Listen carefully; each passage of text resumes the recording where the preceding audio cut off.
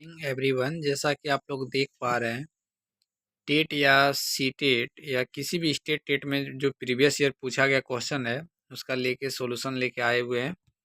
और अभी आपके सामने सी टेट 14 दिसंबर है। ईवीएस में आपको 1 to 5 में आपको ये बहुत ही हेल्पफुल साबित होगा। ठीक है, पहला क्वेश्चन है, द ओरिजिन ऑफ स्पीसीज, प्रजातियों की उत्पत्ति जिसको बोलते हैं, एक रचना है, किसका है ये? तो चार्ल्स डार्विन की है। नेक्स्ट क्वेश्चन है, अंतर्राष्ट्रीय न्यायालय का मुख्यालय कहाँ है? तो हेग में है।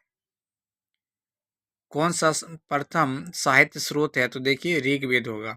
सिख धर्म के संस्थापक कौन से हैं? तो गुरु नानक देव। सत्यार्थ प्रकाश के लेखक कौन है? तो देखिए स्वामी दयानंद सरस्वती। यूपी टेट में पूछा गया। नेक्स्ट क्वेश्चन,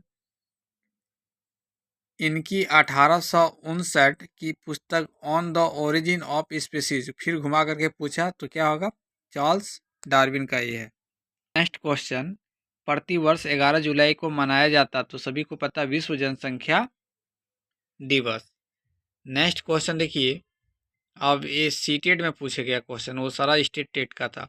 गोलकुंडा किला किसने बनवाया? तो देखिएगा काकतीय राजवंश ने बनवाया था।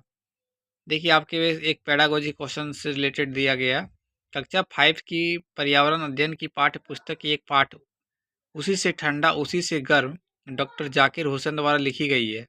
एक कहानी है, उन्होंने बच्चों के लिए ऐसी कई कहानियां लिखी है। अपने मृत्यु के समय थे वे क्या थे? भारत के राष्ट्रपति थे। यानी कि आपसे पूछा जा रहा, तो सीधा पूछ सकता था कि राजेंद्र प्रसाद कौन थे? तो भारत के राष्ट्रपति, लेकिन क्वेश्चन घुमा करके सीटेट है। ब्रेल लिपि में मोटे कागज पर उभरे हुए बिंदु बने होते हैं या लिपि आधारित होती है तो 6 बिंदुओं पर। और जानते हैं लुइस ब्रेल कहाँ के रहने वाले थे? फ्रांस के रहने वाले थे, जिनका ब्रेल लिपि 4 जनवरी को मनाया जाता दिवस। नेक्स्ट क्वेश्चन देखिए, आबू धाबी के विषय में सही कथन को चुनना है। इस कौन सा सही कथन है? यह रेगिस्तानी इलाके में बिल्कुल सही है। या आबू धाबी में पानी पेट्रोल से महंगा, ये भी सही है। देखिए यहाँ की स्थानीय भाषा अरबी है, नहीं ये गलत बता रहा है। आबू धाबी की स्थानीय भाषा, नहीं ये भी सही है, 3 भी। आबू धाबी की मुद्रा रुपये की को दिनार कहते हैं, ये गलत बता रहा था। यानी कि 1 2 3 तीनों सही होगा, तो option number D. Next question देखिए, एक ब्रेल लिपि के बारे में फिर स्टेटमेंट डाला गया। ब्रेल लिपि के बारे में नीचे दिए गए कथनों का अध्ययन कीजिए। तो देखिए ब्रेल को मोटे कागज पर बिंदु उभरे बिंदु बनाकर लिखा जाता है, ये भी बात सही है।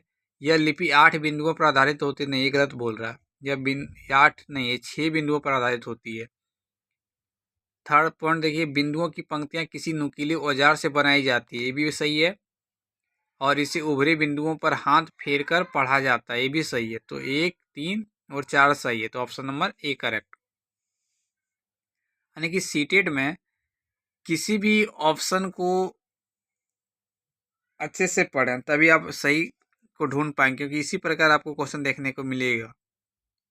नीचे दिए गए कर्तव्यों उत्तरदायित्व का अध्ययन कीजिए। पहला स्टेटमेंट है, उन लोगों का सामान उठाने में मदद करना, पूरे ग्रुप के आगे चलना ताकि ग्रुप पीछे पीछे चले।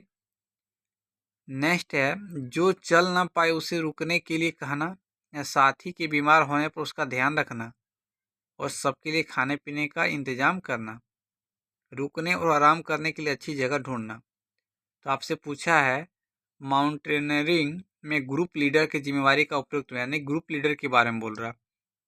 तो ग्रुप लीडर के बारे में कथन 1 सही होगा, अन्य लोगों का सामान उठाने में मदद करना। 4 भी सही होगा, स्थानीय साथी के बीमार होने पर उसका ध्यान रखना। और 5 भी सही होगा, रुकने और आराम करने के लिए अच्छी जगह को ढूंढना। नेक्स्ट क्वेश्चन है, लास्ट क्वेश्चन, उस वैज्ञानिक का नाम क्या है जिसने सर्वप्रथम मच्छर के पेट के अंदर ताक झांक की और यह सिद्ध किया कि मच्छर से ही मलेरिया फैलता है? यानी मलेरिया कैसे फैलता है? मच्छर से। और अनुसंधान के लिए दिसंबर 1902 में चिकित्सा के क्षेत्र में नोबेल पुरस्कार दिया गया। वो कौन सा व्यक्ति था जिसने मच्छर का पेट में ताक झांक करके देखा कि मच्छर से ही मलेरिया फैलता है? तो उसका आंसर होगा रोनाल्ड रॉस। बहुत ही इंपॉर्टेंट क्वेश्चन था। फिर मिलते हैं नेक्स्ट वीडियो में, और चैनल को सब्सक्राइब करें और शेयर करें। Thank you.